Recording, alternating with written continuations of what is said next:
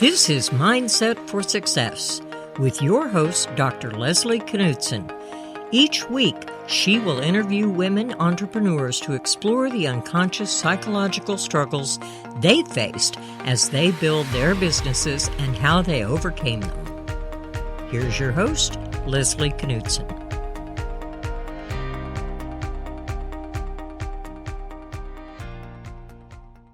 I'm so pleased to welcome our next distinguished guest, Eve Psalti. Eve is Google's head of strategic platforms, leading digital transformation initiatives with enterprise customers. She also has held business development, sales, and marketing leadership positions at Microsoft and startups across the U.S. and Europe. Eve, a longtime mentor to female founders, is now supporting female entrepreneurs through her role in the advisory board of We Global Studios. Welcome, Eve, and thank you for joining me today. Thank you so much. Great to be here. Eve, as you know, it takes a lot to be a successful female entrepreneur, and business acumen is key, but we rarely talk about the psychological challenge that women can face to achieve that success. And I refer to these as those negative and sometimes persistent thoughts that can create doubt and undermine success and impact decision making, not to mention sort of life's overall happiness and satisfaction. I wonder if I might ask you to share a bit about your interesting and culturally diverse background with our listeners. Sure, absolutely, yeah. So as you can tell from my accent, I'm not from the U.S., so I was born in Greece, and soon after I graduated high school, I moved to the Netherlands. It was through a program through the European Union, which was great. It was focused towards young workers, giving them an opportunity to experience kind of like work and life in a country other than their own, which was a really breaking point for me because it introduced me to different cultures, to different opportunities, and it opened really the door for a world full of new and exciting opportunities. So after that, I was so excited. I tried going back to Greece, but I got the bug for business and business development, and I decided to continue this journey to the U.S., where I came to the East Coast for my undergrad degree. And then after that, I migrated west. Since I was mostly in the technology side, and there were a lot of exciting developments in the Pacific Northwest and the Silicon Valley. I went to Seattle for my graduate degree, and then I got involved with a couple of startups, then at Microsoft, and now moving south to California with the Google team. Sorry. It's okay. So it sounds like your international background has led you to be comfortable in lots of diverse settings and also in diverse places, diverse cultures.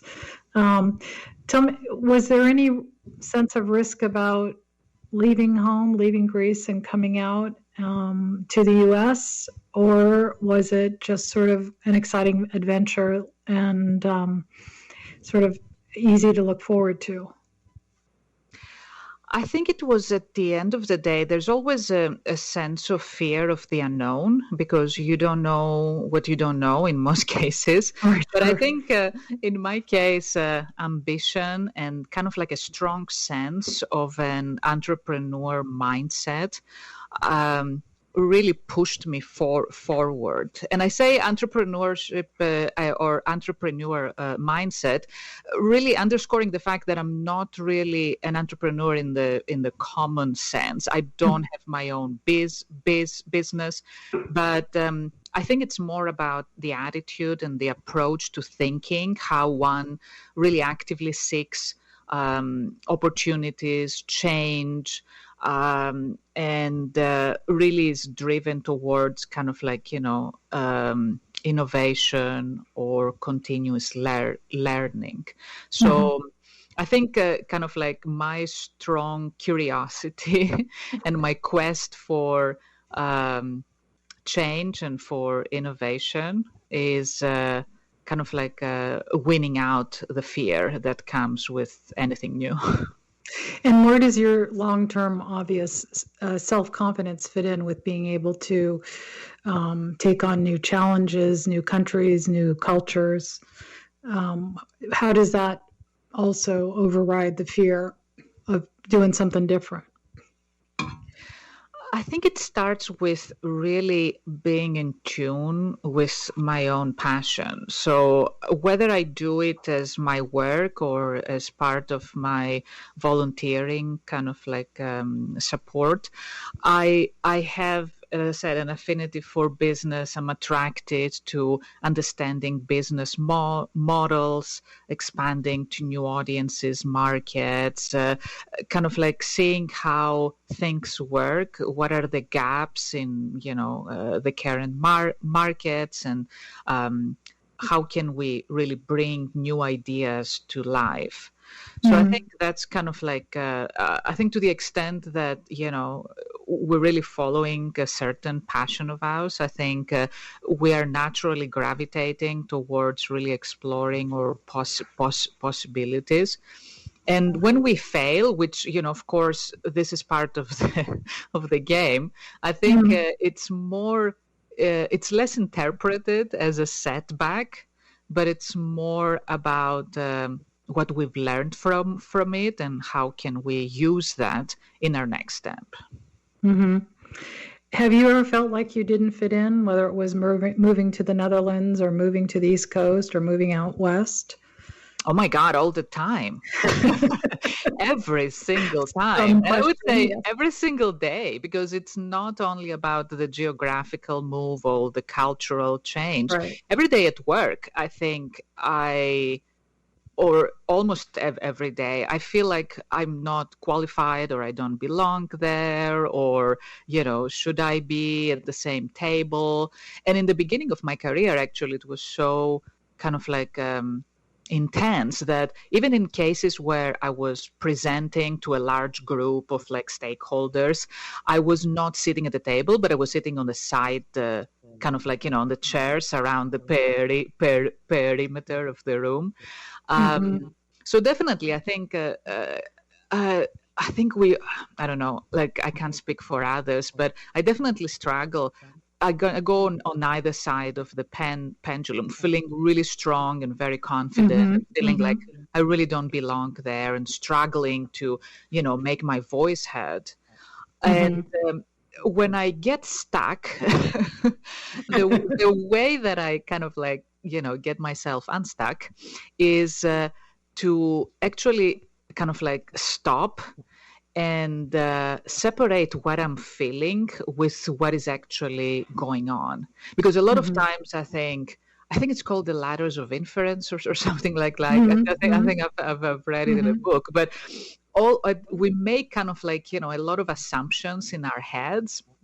And we tend to accentuate the negative. And I see that with a lot of women that I work with. It's less so with men, and it's more so with women. I think what helps me is to really accentuate the positive, to really develop a kind of like a new script, if you will. Right, absolutely. Yeah. So it's less about kind of like, oh, I don't belong there or I'm not good enough, but it's like, this is my contribution and this is how I'm unique and this is why others should hear that. Also sort of embedded in that is maybe what you're saying is you don't have to fit in completely. It's enough to just feel like you have a contribution or you have a purpose or experience, and not feel like you have to be a round peg going into a round hole, if that makes sense. Absolutely, yeah. You told me, and I don't remember the exact details, that you recently were asked to speak for the Ministry of Finance in Greece. Was that? Yes, the Ministry of Education, yeah. Sorry, Ministry of Education. Just out of curiosity, was that experience that you've had, let's say, more self-confidence in than in others because it was home, because it was, I'm assuming, in Greek, which is your native tongue? Actually, to be honest, you'll be surprised that actually it was nerve-wracking than most of the other things that I've done. Because I think the stakes were higher given that I was going back home. I mean, I haven't lived in Greece for the past 25 years, right? So yes, I do feel Greek, obviously, and, Greek is my native tongue, but I haven't been part of the fabric, like the cultural, the economic, kind of like the overall ecosystem in Greece for a long time. Or I was in the periphery of it. So I think the stakes were higher because I was brought in to represent kind of like, a piece that I'm not necessarily familiar with anymore. Also, believe it or not, because I, in my family, in my work, in my surroundings, I mostly speak English. Having to do a professional speech, it was actually a TED Talk in Greek. It was nerve-wracking because I wanted to make sure that, I sound really sophisticated, using the right, vocabulary and, all of that. And doing that without a script, right? So I had to prepare for 6 months, and I really had to prepare harder than any of the other customer or high profile kind of like presentations that I make. That's kind of interesting, right? Going home, it still felt really uncomfortable or nerve-wracking. I didn't want to fail them either, right? I think the expectations of me as like someone coming back after like, having kind of like a body of work outside of the country, I think their expectations were higher, and that made me, like really want to do a much, much better job. And you didn't want to fail because this was your home too, maybe in some senses, or you wanted to show that you still sort of, belonged. Absolutely. Yeah. And making, and making them proud. I mean, not necessarily the people in the ministry, but there were people in the audience that, that I really wanted to make proud. Let me ask you another thing. Do you consider yourself someone who thinks outside the box? And if so, do you ever feel failing because you think too far outside the box, or you are comfortable with being outside the box, think it's necessary? That's a great question. I feel like I'm going in and out of the box. If that makes sense. I think I realize that I, as many of us, I'm a creature of habit. So I do certain things on a daily basis, and I think that's good because it creates some order in our unpredictable life, both on a personal and a professional level. But also, I think the drawback that I'm conscious about is that it can be a limitation. So it can be kind of like something that, pulls me back and doesn't really allow me to excel. So every now and then I try to kind of like, do different things, whether it's like taking a different jogging path or, really different grocery store or whatever, or try like, if I read nonfiction, I try to read fiction. I mean, even with the simple things, just to kind of like, really develop new muscle connection. So I think, and I find it in my professional life, especially that having kind of like a habit makes me faster, quicker. It provides me a shortcut to do a job that, would take a long time, which is good, right? Because we all want to be efficient. But at the same time, I think from time to time, I check myself to say, well, am I doing it because I've always done it this way? Or is it, kind of like, the best or the most innovative way to do it? So it sounds like challenges historically have always been really important to you, and part of the excitement about the challenges is doing things differently and being able to create habits or create successes through that. Any words of advice for some of the young ambitious women listening about how to, first of all, be open to challenges, and then how to meet them and do the best you can, even if you don't know exactly what's going on? I think the one thing that I try to do, I'm not sure, I don't think I've even qualified to give any advice, to be honest, but I Okay. can